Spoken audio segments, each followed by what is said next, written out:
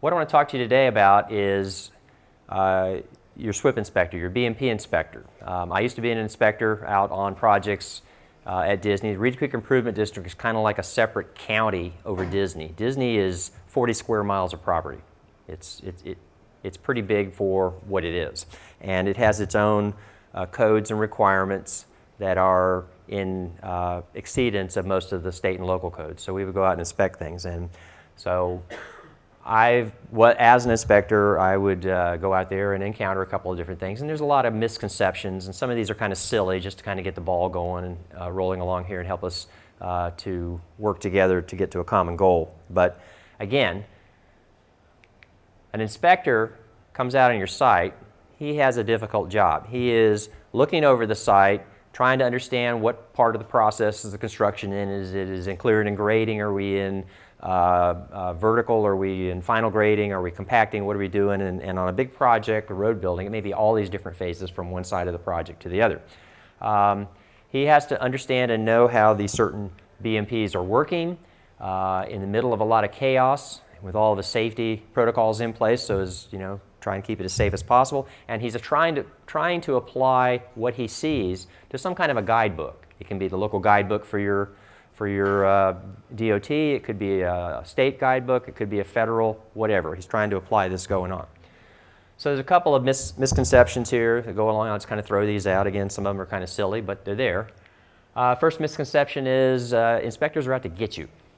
They're trying to catch you doing something wrong. That's their job. They want to catch you. They get points for it, or money, or kickback, or a raise, or something. They catch you so many times a month.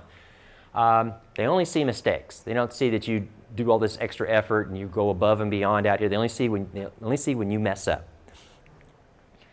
They don't really understand construction. They don't know construction's expensive. They don't understand what it takes to build a berm, or put in how much effort it takes to put up a row of silt fence, or all these other things. They don't understand. So they just don't understand what's going on. And finally, they just don't like you. No matter what I do, I can't get along with this person. I can't talk to them. We don't have a common thing. They don't like the same sports I do. They're a different age, different generation, all this stuff. They don't like me. So let's just kind of go through these and dispel pretty much all of these. So first one, they're out to get you. They're trying to document what's going on your site. They're going to be taking pictures. They have a piece of paper that says, I expect to see this or these controls on the site. And if they don't see it, then they're going to look at a discrepancy and ask. Now, there may be perfectly valid reasons for not having all the controls up on a project. You may be taking advantage of the weather's good and it's kind of a drought, so maybe I don't need all the controls right now. That's fine, but somebody needs to amend the paperwork, the SWIP, so that it says, we decided not to put up 3 rows of silt fence on the site because right now it's not raining. When it starts to rain, we'll fix that. Otherwise, they are going to see something going on. So they really aren't trying to get you. They're trying to do their job. A lot of times they catch you in a bad mood or things aren't going well.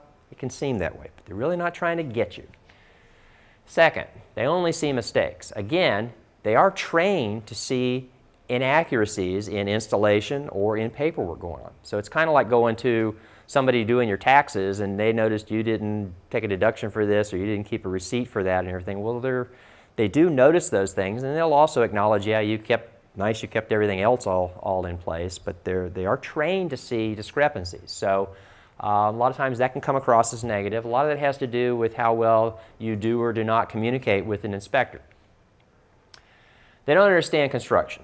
I've been working construction 40 years, blah, blah, blah. This is how we do it. These young kids don't know what they're doing, all this stuff. That's a generational thing. You need to get over it. We all started at some age and we all got a little better. Young people need to catch up with and understand the value of a senior person's experience, and senior people need to cut the younger people a little bit of a break while they're learning and try to guide them in a direction so that they make good decisions. They don't just come out there and say something stupid like, oh, I'll just put up more silt fence. It's like, that's not going to work. Or there's no way I can put that up there because it's solid rock. Can't put up a silt fence that way. And my scary picture of Jack Nicholson. They don't like you. There are always times where you have a personality conflict. Usually I got along with pretty much everybody on the site, but there are times when there's a personality conflict. Some personalities don't get along really well. even in those situations, you try not to have a confrontational meeting. You're not screaming and yelling at each other all the time. You just may say, hey, I need you to do this. Okay, bye, see you. That's the end of the conversation. But you've communicated what has to be done and you move on. So those are all misconceptions. Inspectors have a job to do. They're going to come out on your site. They want, first of all, to determine if you have all your permits, your documentation, your paperwork. Has it been acquired before you start going? A lot of people think, oh, I got my permission from the state or the federal government, I can go. There may be other agencies involved. You may be working in an area with threatened and endangered species. You may be working in an area that has a special stormwater impact. They're trying to reduce runoff from phosphorus or nitrogen. We have those in Florida because unlike you, we waited too long to try to protect a lot of our waters, and we have now tried to play catch up. And they have to be posted up on a display board for the public to find.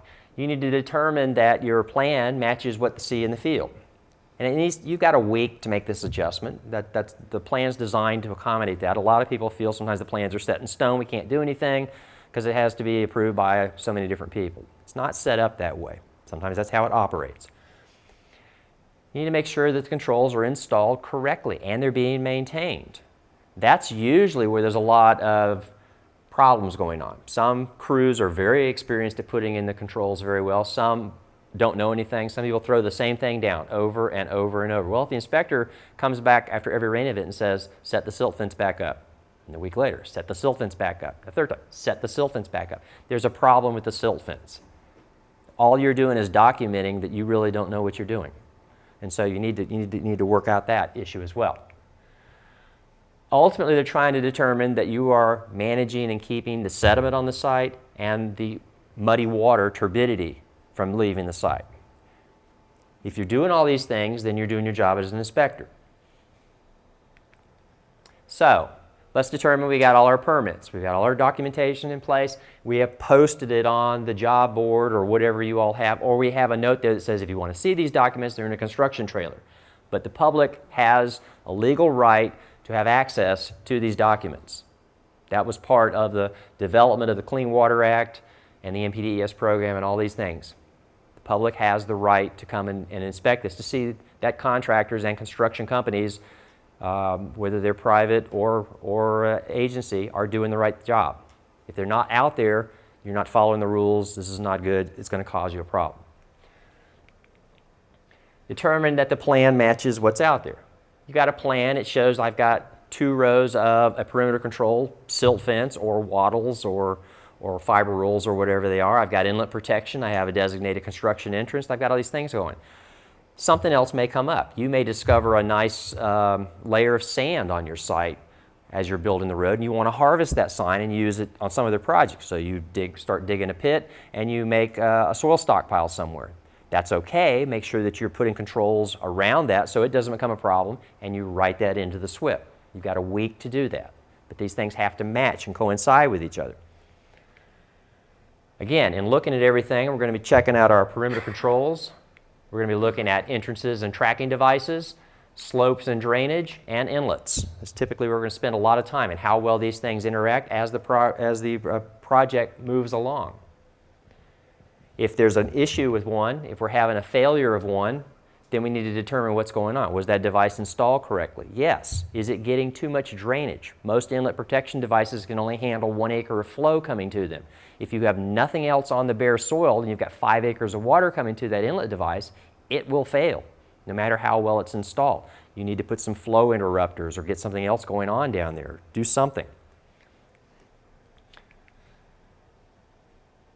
Are you controlling all the sediment? If your perimeter control is intact and you don't have a lot of soil in the road, then that's probably working pretty well. If you're also ponding some turbid water or trapping it and it's not leaving the site in a muddy stream, you're also doing a good control of that. If at any point, though, the answer to this is no, then we have an issue and we need to get on it. Now, if you have a team of inspectors all standing up out there kind of judging you like an Olympic event, that's probably a little uncomfortable. But usually there's some kind of a consensus on things are working, things are not working. Inspectors should report what they see and not be judgmental or emotional about it. I don't go out and say, this is the worst silt fence I've ever seen installed in my life and I think this person's trying to destroy the environment.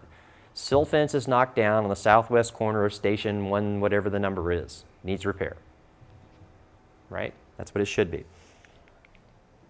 So, how can inspectors and contractors work together better? Well, first thing is we have to have, inspectors are helping contractors by documenting compliance. If you are doing good, remember they said, I'm always trying to catch me bad. If you are doing good and they're documenting that everything matches your plan and you're controlling everything, they're documenting you're doing good, whether they tell you that or not. I'm doing good. Look at the last 6 weeks of inspections. I have no violations. We had a big rain event. We washed out part of the section of the silt fence. I got on it and fixed it in 48 hours. They're documenting you're responding to issues. That's good. Probably not as much of a problem now, but it used to be. There were sometimes some players in a big project who didn't think they had to comply with the rules. For example, you could be having a big project being built and the local utility company that provides water or power is going to cut through and tie into their system, and they don't want to put up any controls because they don't think they need to. They just blow and go. So if you're having an issue with that, that can be documented to show that they're a problem, and then that can help you state your case to upper management or to an agency that says, we're doing everything we can. These guys need a little nudge. And maybe that'll help get them back in compliance. Document the performance of your controls. Most agencies buy massive bid quantities of perimeter controls, silt fence, wattles, fiber rolls, blankets, other things. Did they spend their money wisely? Well, the only way you know that is to go out and look at the inspections. If every time I have a rain event of over 1/4 inch, I'm seeing a failure of one of these and I'm documenting on every single site, then something's not right. This control is not appropriate for the weather we're having or the slopes we've got or the soils we've got, and it's actually making the contractor's job harder because he has to now send a team to get off of the construction side of it and go into the maintenance side of it. So if our controls are failing over and over, again, the inspector can document and give you a little bit of leverage to say, this isn't working. I need to add an erosion control blanket or add some hydro mulch or put in something else because it's failing every single time we have a rain event, even if your boss doesn't believe it. So ultimately, the inspectors are your eyes and ears on how your site's going on. You know, inspectors talk to each other and say, oh, I'm going to this site. They have some pretty cool stuff. I like working with this guy. Or, oh, I'm going to this site. It's a mess. I hate talking to this guy. He's in a bad mood all the time. He never gives me anything. He won't listen to anything I say. So how can we better work together? Well, first, we have to improve that communication. If you don't know the name of the site inspector who comes out to your project on a regular basis, that's a problem.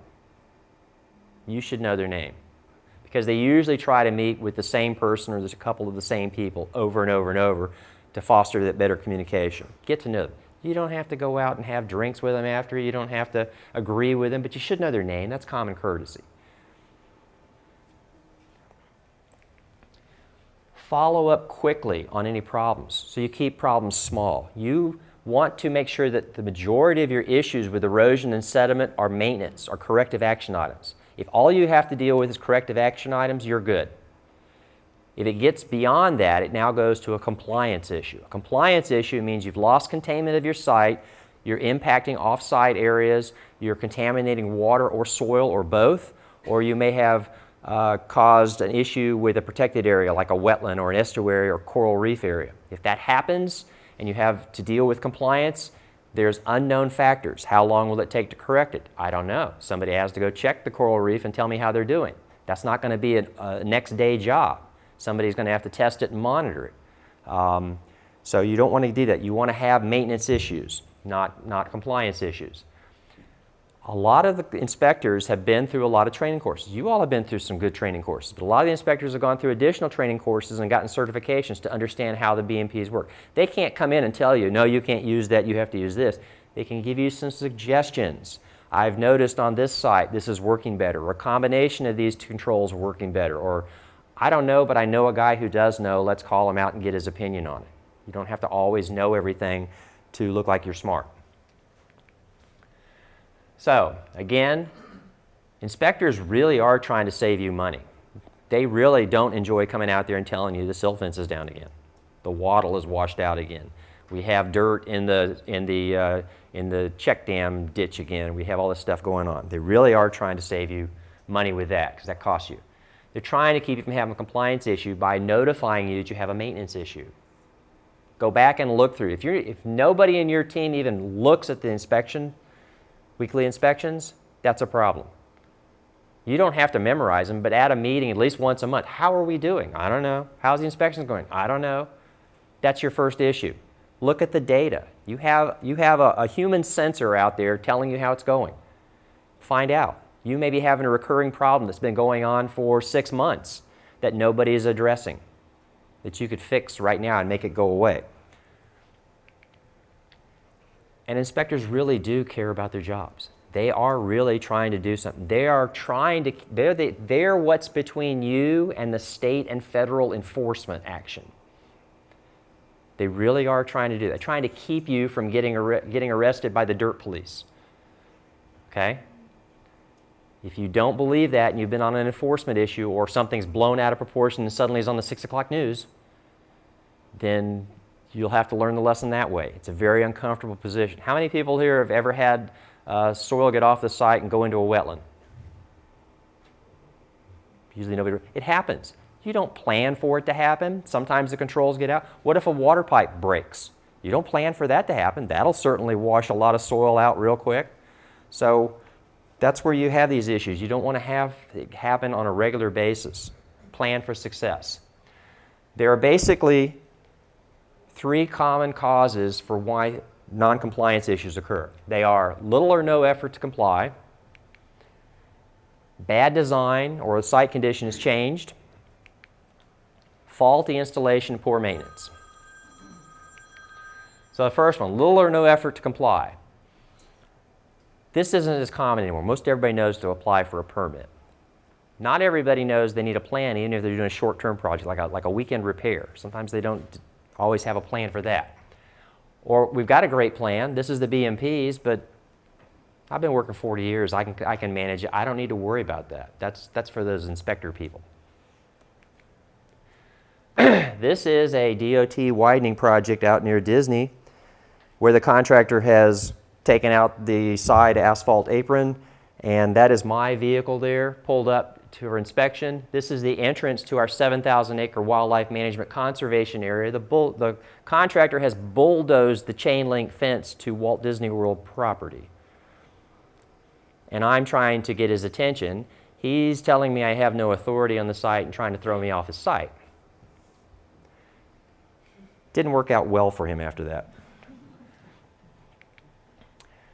Bad design or changes in site conditions. Some things can change. You can be working on your segment of a highway and unknown to you on the other side of a hill, another project's going on. Maybe they're building a big box store or something and they're tearing everything up and now you're getting their runoff. That can overwhelm your controls. You didn't plan for that. They didn't tell you it was coming, but it's there. Your BMPs are ineffective. Your covers are failing. Too much velocity or volume. You need additional controls. Maintenance overload. This was that contractor's response to me telling him he needed perimeter controls. Now, this was back in the 90s. I'll grant we were a little behind the times then, but this is ludicrous. You want to guess how well these things performed when we got to the rainy season? Not well. This is how they worked. Everything washed out, that goes into our canal, going to the conservation area. That's me when I was younger. They had shoved those hay bales up inside the outfall because hay bales are filters, right? Has anybody here ever tried to put water through a hay bale? You can't put it through it with a fire hose. A hay bale is a deflector. It's not a filter. It's better used to break it open and use it like straw mulch. But for this guy, it was a cork. Anyway, ultimately, he ended up being reassigned to a different project, and it cost them like $40,000 in fines.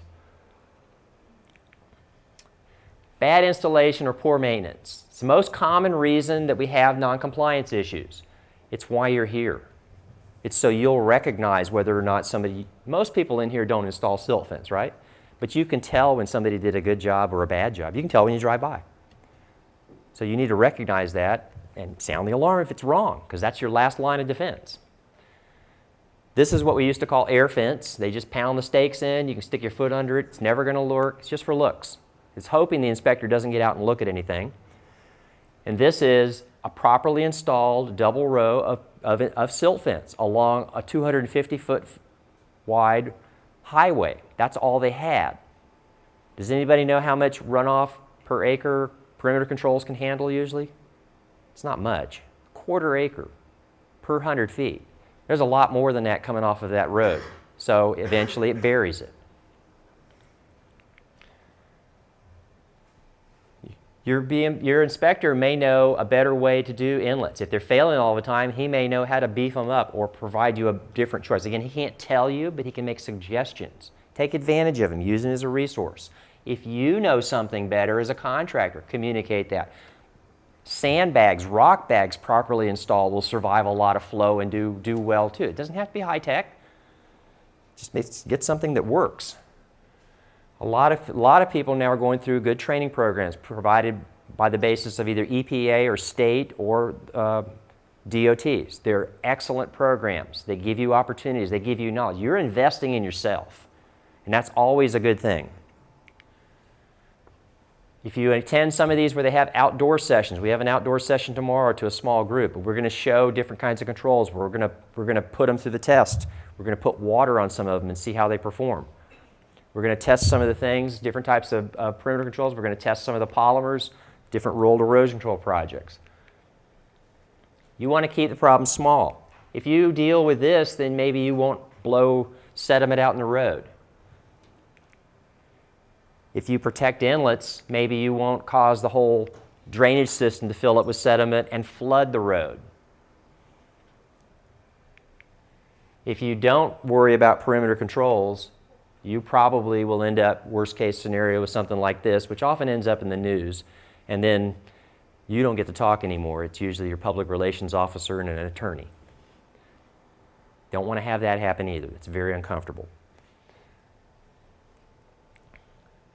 Again, we want to build partnerships. We want to work together. You don't, like I said, you don't have to be best buds, but you do have to professionally work together. Everybody has a job. When a project fails, the inspector doesn't go, woohoo. They usually want to know why did it fail. Why didn't you communicate with the supervisor on site? Did you document everything? Did you send in a report? Did they know this was a problem, or did you just hit them out of a surprise? And that's pretty much all I've got for that. So again, inspectors have a job to do. They're a link. They're a vital link.